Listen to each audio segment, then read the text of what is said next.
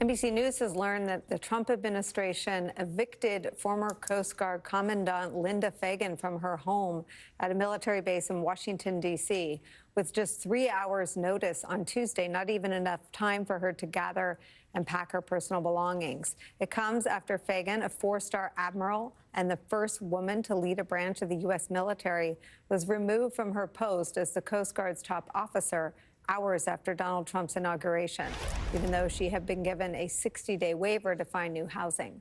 NBC's Courtney Kube reports that according to one of the sources familiar with the incident, Homeland Security officials told the acting commandant, Kevin Ludney, that he had to kick her out because, quote, the president wants her out of quarters, end quote.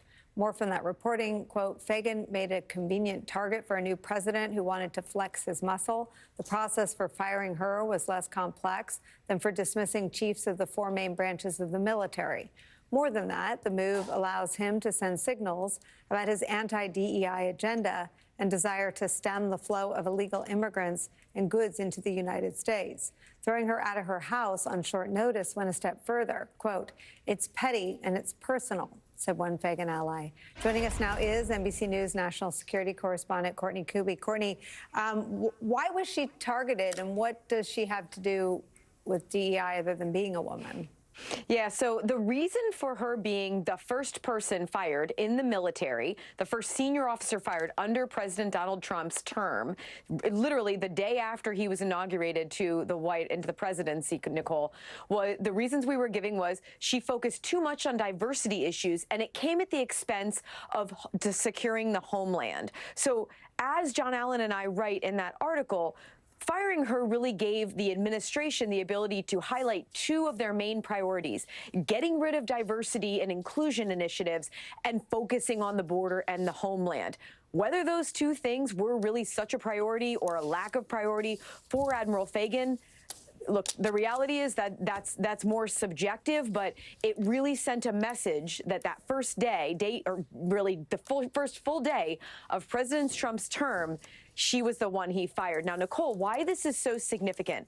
As you mentioned, she's the first woman to lead a military service branch, leading the Coast Guard. She was sworn in 2022. She was just short of 3 years in this job. But this move yesterday is really extremely unusual. Of course, general officers, flag officers, they leave their jobs, they get fired, they have to move out of the housing that they are provided for the job that they rate for their roles.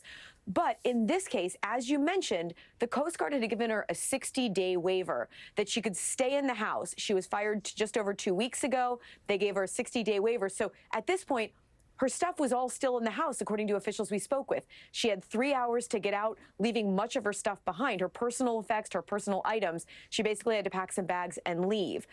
What's really critical here, though, not only was, as you mentioned, read from the article, yes, the acting commandant, the person who essentially replaced her, was told by the Department of Homeland Security to get her out of there. But after that, her staff, Admiral Fagan's staff, were told that another Department of Homeland Security official wanted them to leave the door open, the front door of the house, so they could take pictures. Now, she still has the lease on that house, and she declined that offer. But, Nicole, I have to say, I have watched senior officers who've gotten fired. I've never seen any kind of scenario like the one that unfolded here yesterday. What is not public facing of this purge clearly underway in the military?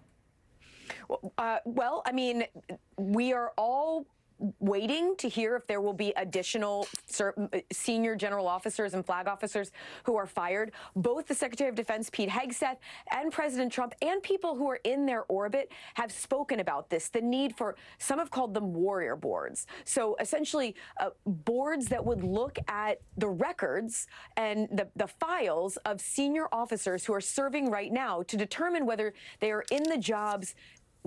The word we heard multiple times from Pete Hegseth during his confirmation hearing, they're in the jobs because of a meritocracy, that they earn the positions rather than being put in there to fulfill some sort of as he said, fulfill some sort of a quota.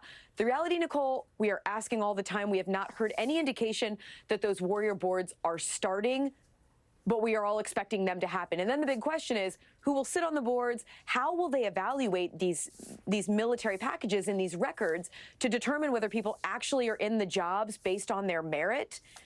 And then if they determine that they're not, are we going to see a massive purge of senior military officers from the Pentagon and, frankly, from all around the world? Courtney, thank you for your reporting on this. We're going to bring Christy and the panel back